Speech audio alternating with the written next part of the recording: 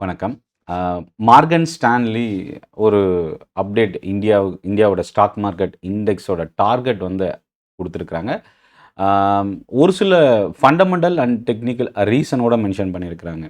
அதாவது பிஎஸ்சியில் இருக்கிற major benchmark index சென்செக்ஸோட target. இவங்க குடுத்துருக்கிறதுக்கான அது எதனால இந்த டார்கெட் குடுத்துருக்காங்க? இன்கேஸ் இன்க்ரீஸ் ஆனா எவ்வளோ வரைக்கும் இன்க்ரீஸ் ஆகும்? ஃபால் ஆனா எவ்வளோ வரைக்கும் ஃபால் ஆகும்? இது எவ்வளோ டைம் டியூரேஷன்ல இந்த டார்கெட்ட ரீச் பண்ண வாய்ப்பு இருக்கு?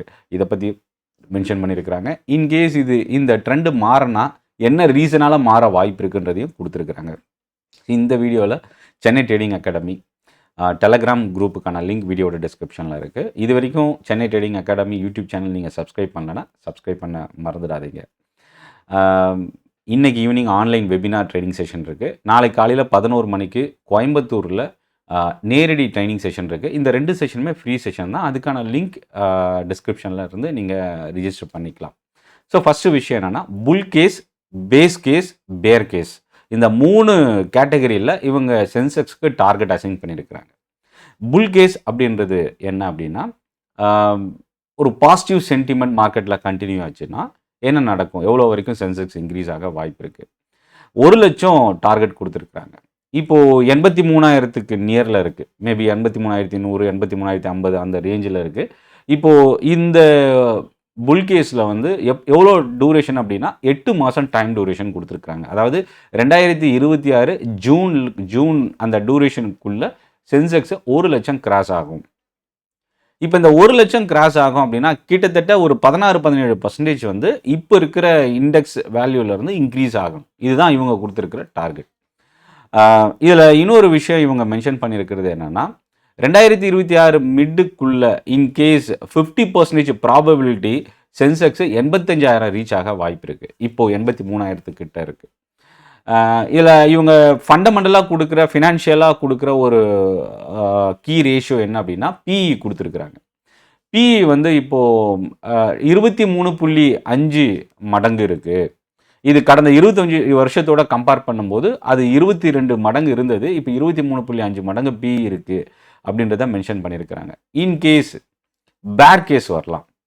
83,000 இப்போ இருக்குது. பேர் கேஸ்னால் மேபி நெகட்டிவ் சென்டிமெண்ட், அது ஃபண்டமெண்டலாவோ இல்லை குளோபல் ஃபேக்டரோ இல்லை ஏர்னிங்ஸோ இந்த மாதிரி ஏதாவது பாதிப்பு ஏற்படும் போது பேர் கேஸாக 70,000 வரைக்கும் இறங்க வாய்ப்பு இருக்குது அப்படின்னு சொல்லியிருக்கிறாங்க.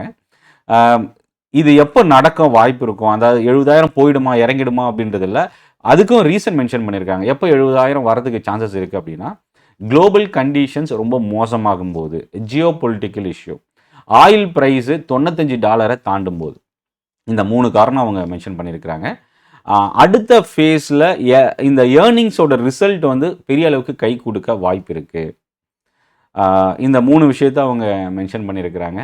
ஸோ இப்போது நம்ம கனெக்ட் பண்ணும்போது கிட்டத்தட்ட 15-20% எடுத்துக்கிட்டால் கூட அடுத்த 8 மாதத்தில் சென்செக்ஸோட டார்கெட் ரீச் ஆக வாய்ப்பு இருக்குது.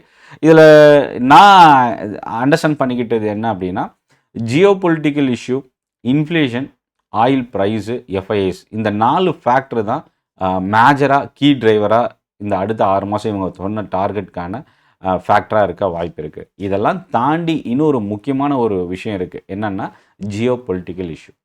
ஜியோ பொலிட்டிக்கல் இஷ்யூவில் இப்போது ரொம்ப மேஜராக மார்க்கெட்டை பாதிக்கக்கூடிய அளவுக்கு எந்த விஷயமும் வரதுக்கான சான்சஸ் ரொம்ப குறைவு. ஆனால் யூஎஸ் பிரசிடென்ட் டொனால்ட் ட்ரம்ப்போட இந்த டாரிஃப் பிரச்சனை இன்னும் முடியல. ஸோ இது எல்லாமே இம்பார்ட்டன்ட் ஃபேக்டராக நம்ம பார்க்கலாம். இந்த செஷன் யூஸ்ஃபுல்லாக இருக்குது அப்படின்னா Chennai trading academy Telegram group YouTube channel subscribe பண்ணலன்னா சப்ஸ்கிரைப் பண்ண மறந்துடாதீங்க. நன்றி, வணக்கம்.